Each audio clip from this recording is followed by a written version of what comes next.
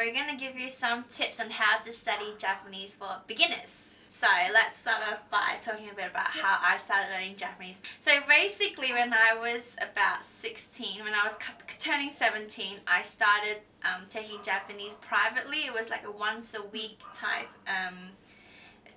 private tuition with a Japanese lady teacher, and yeah, it was very casual though. I didn't really have any exams, there was no pass or fail. It was just like, if I felt like studying, I'd study. If I didn't, I didn't. Was it free? No, I had to pay for it. Okay. My mom paid for it. Did that for 2 years, and then when I was 18, I went to Japan on a high school exchange, and that was 1 year? Yeah, 1 year. I went for 1 year, and yeah, you've probably seen my videos on that as well. So that when I was in Japan, that was like, that 1 year gave me, like, I learned so much in that 1 year than ever compared to my 2 years in Perth. And you'd understand when you've been in Japan, and you kind of feel like so much more. So much more than when you're actually involved in the language. You have to use it. You're forced to use it, right? Because if you don't use it, you can't survive. And to be honest, Actually, if you really wanted to, you can survive in English, in my opinion. But you can. But I think it's not fun. It's not fun. You won't enjoy. You won't communicate with people as well. Yeah. If you can speak their language, your experience in Japan will be a gazillion times better. So yeah. So that was my 3rd year of Japanese. And then I came back to Australia and I entered university. So we went to the same uni. So that's where we met. Yeah, so I did Japanese in university for 2 years, and then in my 3rd year of uni, I went to Kobe University for an exchange. So that was 2 years ago. You've probably seen some of my videos from then as well. So that was, 1, 2, 3, 4, 5, 5th year, was it? Yeah. 1, 2, 3, 4, 5, 6, 6th year. Sorry. Oh, you were 6 years at uni?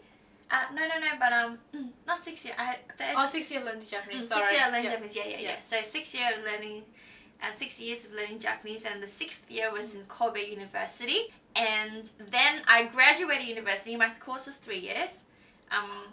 Then I stayed on in Japan to study music. So right now I'm in a Senmon Gakko, and I'm also learning Japanese by myself and just living life in Japan. That's my experience in learning Japanese. So actually, I have a book with me today that I really wanted to recommend for beginners, people who want. This is my all-time favorite book. It's my go-to book.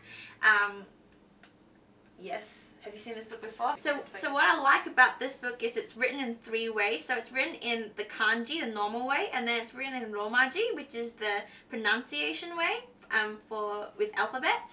And then it's also written in English, translated into English. It's translated into English. Because it's written in 3 ways, you don't really have to stress about not being able to read the kanji, and it's like, you know, just focus on the grammar instead, and the kanji you learn it along the way. And yeah, it's really good. It's got all sorts of practice questions in it as well. It's just my go-to book to check my grammar if I have something that I'm unsure of. I just need confirmation. This is self-study, so you don't need a teacher. You have all your answers and all that you need in here. So I reckon this is really good for beginners, like for those who are looking to study themselves, to start off themselves first. Yes. One of my favorite ways to do self-study is to use dramas, and I have this notebook which I found in my closet. It's terrible. It's Hello Kitty, but I would watch dramas, and I would listen to what they say, and then I would read the subtitles, and then if I find that phrase really cool or something, I would try and sound it out in romaji, because I didn't know how to write hiragana or anything at that time. Okay, so this is old. Yes, it's really old. Okay. It's disgusting old. That's cool. And I would sound it out, and then that's so cute. I would write can you see this? I would sound it out, and then I would write the English. Yeah, that's so cute. I would sound it out here, so I write it in romaji, and then I write the English translation with the subtitle. And one of my favorite things to do is to kind of find a character in the drama that I really like inspired to be like some sort of like Yamapi's girlfriend or something. Yeah. And I would listen to what she said, and you know, if she sounded cool, I would copy that phrase and I would learn, I would repeat after it. So that's one way that I used to learn, like, because it's fun. Another way is very old school, Kim, super old school. I don't even want to show you this. I was packing my room, so I found all these things. Ooh. So I used to make flashcards as well. Cool. I know, it's so old school. That's so cute. Can you read this, Kim? Ohayou gozaimasu. Ohayou gozaimasu. So they're really, can you see how old this is? Yeah. It says Ohayou gozaimasu. Konnichiwa. So it's really old school. I'm really old school. Konbanwa. So I have tons here that I used to make to help myself. Waste of paper, but I use them all the time. Sorry, trees. But yes, so I was really old school. I used flashcards all the time. You don't have to do it so big because I also did it with my friends. Yeah.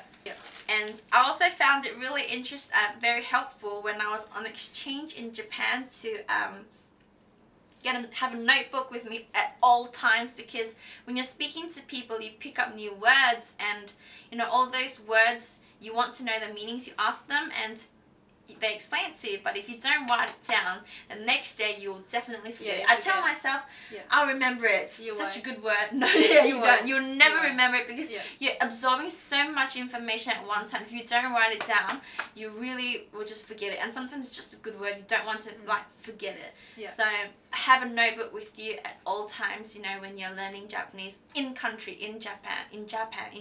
Yeah. Alright, so that's it for this video. I hope you found this video helpful, and I hope this helps you in your learning of Japanese Studies. Oh gosh. Yeah, I should be learning English instead. Write down in the comment box below how you learn Japanese, and yeah, I'll see you next time. Bye. Bye.